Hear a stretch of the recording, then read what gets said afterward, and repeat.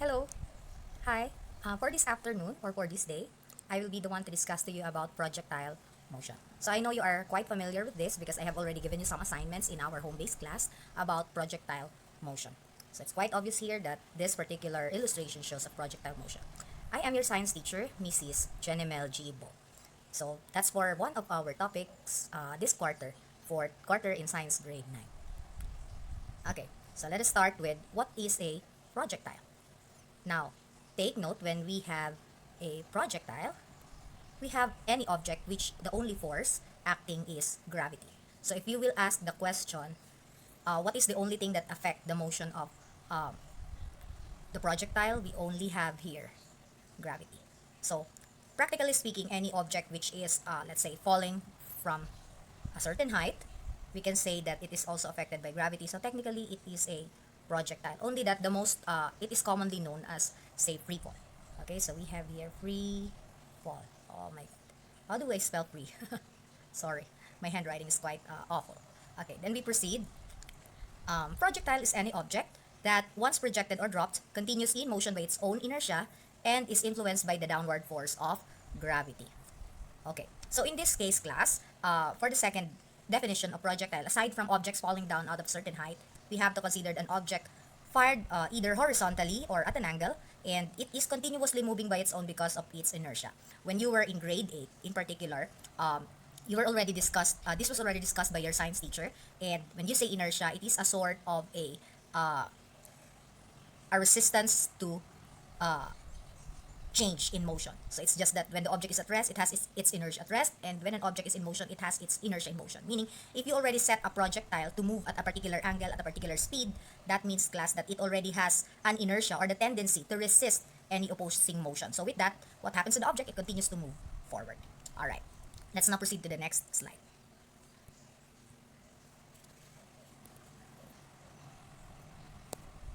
Okay.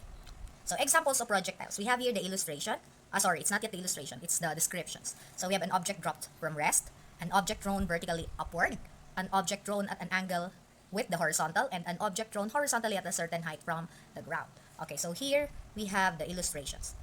So as you can see here, we have here the different types of projectile. So basically, in this first part, you just have here the drop.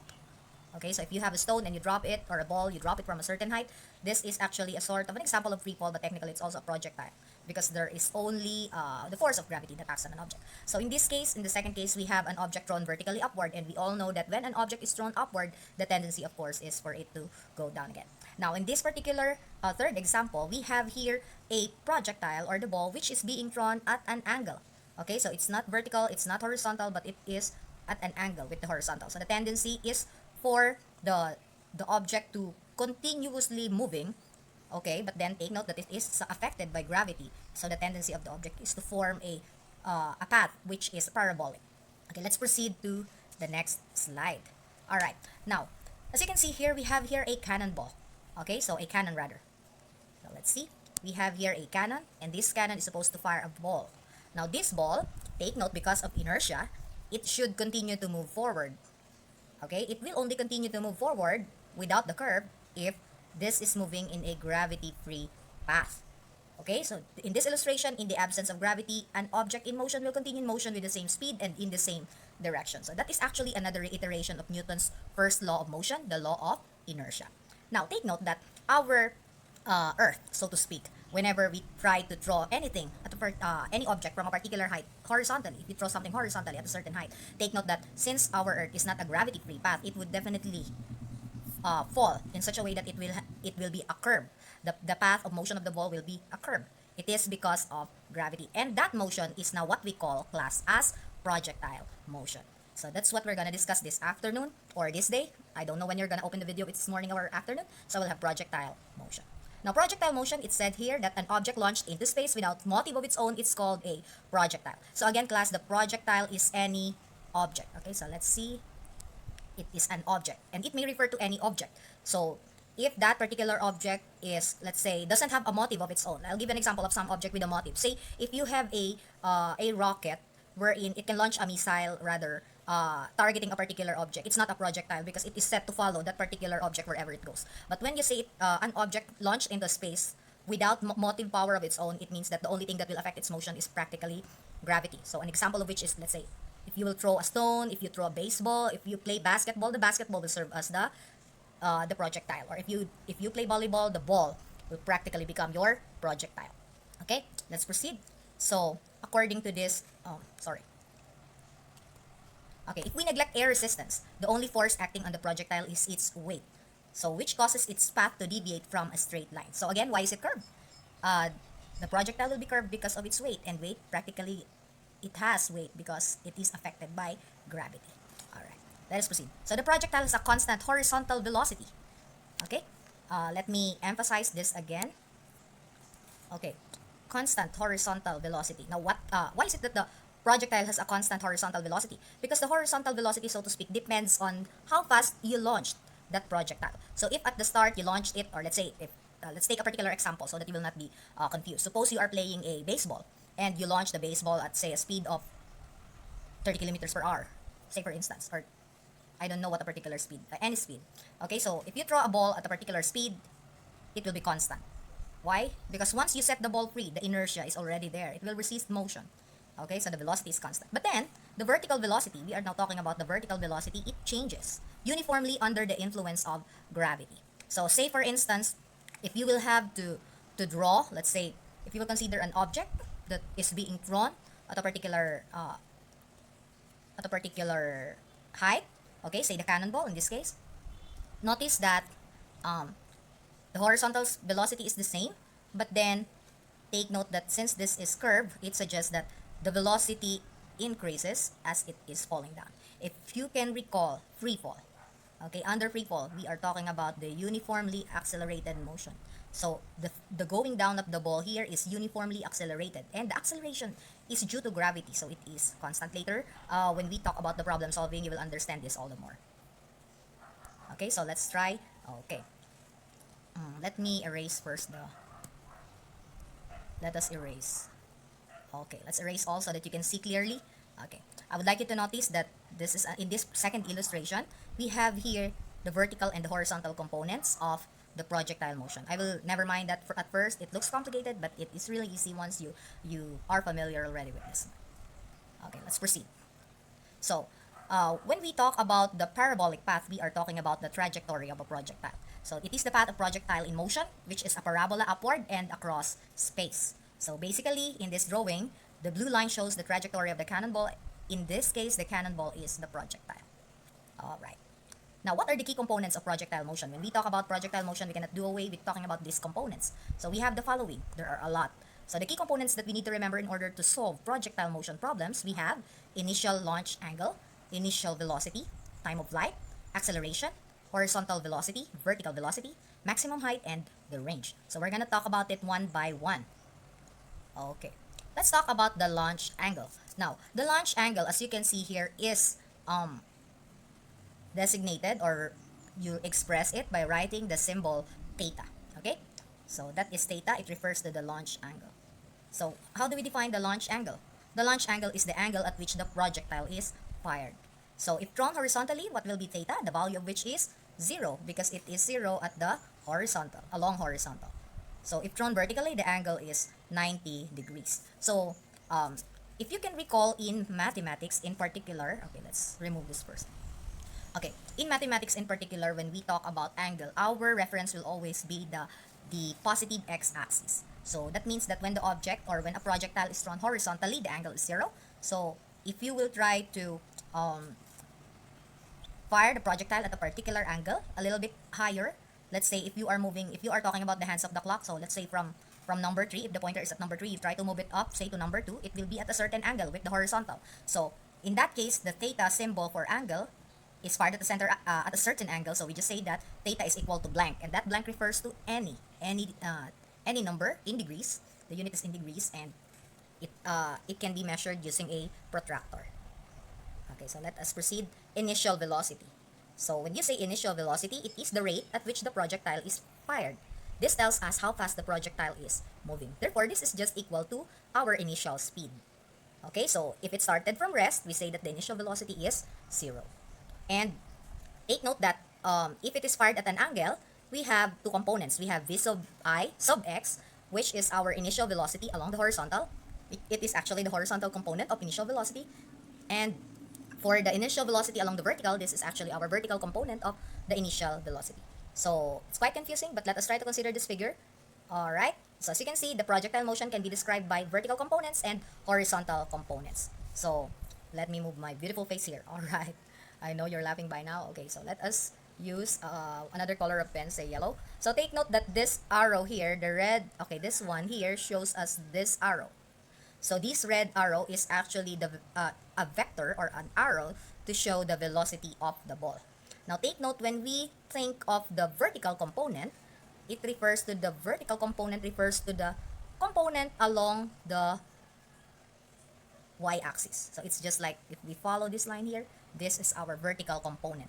So in this case, take note, this is the arrow, right? The arrow for the velocity. So along this height, this shows now the height of this arrow. It shows the vertical component of velocity. Now for the horizontal component, say we have another arrow. So as you can see here, along the horizontal, the arrow stopped at this point. So this is our horizontal component of the velocity. So how do you call this? The horizontal component we will have here as the v sub I along x. So how about the vertical component?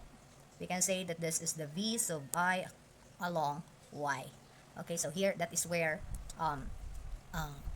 the v sub I sub y and the v sub I sub x is. Okay, let's proceed to the next one. Okay, you now have the horizontal velocity v sub x.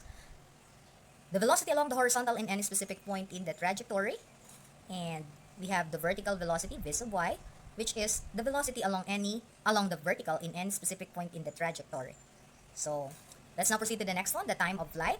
So it is referring to the time it takes for the projectile to complete its trajectory. So it's like when you fire the ball, from the moment the ball leaves your hand up to the moment the ball touched the ground. So that's practically the time of flight. You have to calculate it, and it's usually measured in seconds. So sometimes we use t subscript max to refer to the time needed to reach its maximum height. So there are times when the problem calls for you to solve only for the time that it takes for the ball or for the projectile to reach the topmost or the maximum height. So we just label it as t max. And in some other books, it's even labeled only as a small t.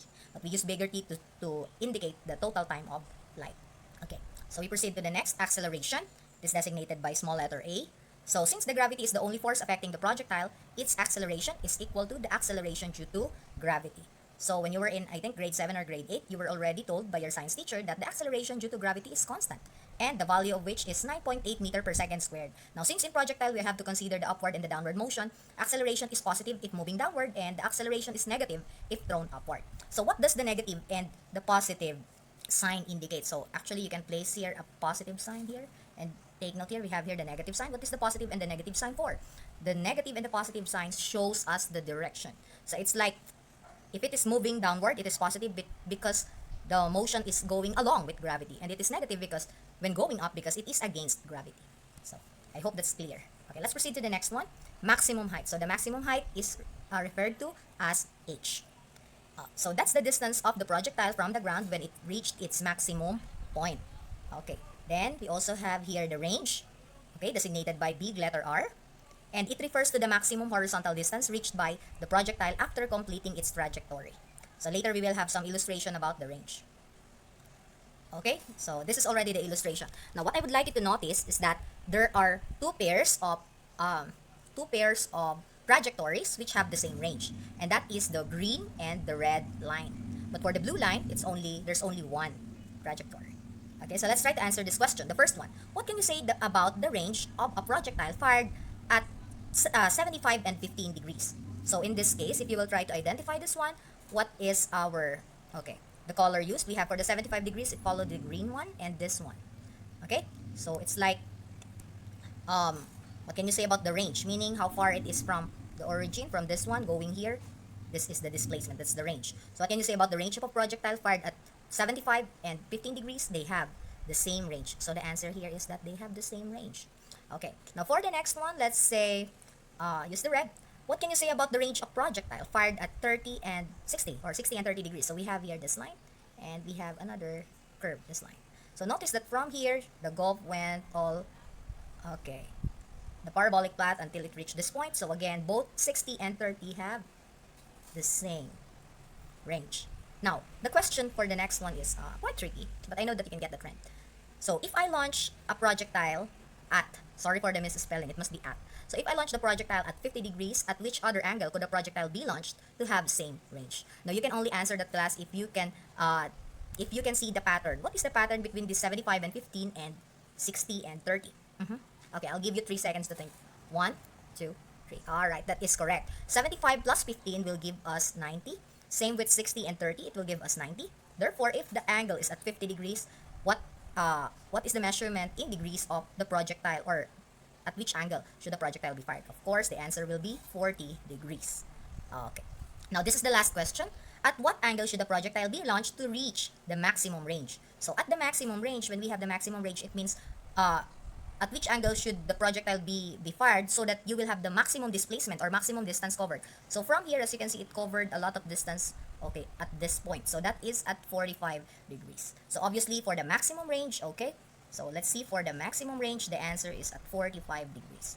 Now, how about for the maximum height? It's not indicated here. But for the maximum height, definitely it should be launched at 90 degrees, meaning it is along the vertical. So, it's like that if you have a ball here, and if you throw it right up to the ground, it will reach the maximum height, which is higher than that of the 75 degree, as you can see here in our screen.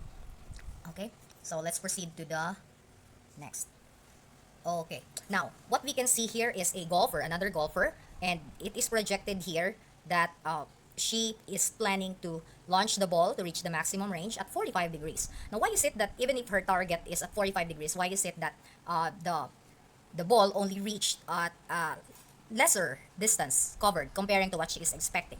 Okay, so based on the drawing, you can say that the problem is because of the air resistance. That is correct. So, say for instance, if the golfer is trying to hit the ball and the ball is moving against the gush of wind. So, if there's a very, very strong wind in the golf course maybe, okay, so that will offer great air resistance. So, that means that even if she fired at 45 degrees and she planned to hit this spot, of course, with air resistance, it will only reach for this lesser distance. But with air resistance, with air resistance it is here, but at 45 degrees angle. But if less than 45 degrees, it is this indigo one, this quite purple one. It is closer. So again, still, even if there is air resistance, the one in 45 degrees will of course have the maximum range. Okay, so question, we have here a question.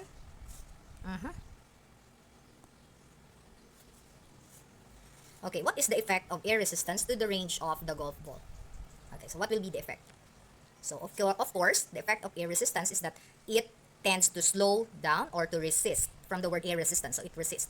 It resists the motion of the ball, causing the ball to move with less speed. And, of course, it will reach a closer range. It will not reach its maximum range. Okay, so this is all for today. I will have another video using now the PET simulation for to show what will happen if we try to manipulate different variables, like if we will try to manipulate the height at which the projectile is launched. We'll try to launch different kinds of projectile, and if we will try to launch the projectile at different angle. So we'll try to do that using the PET simulation.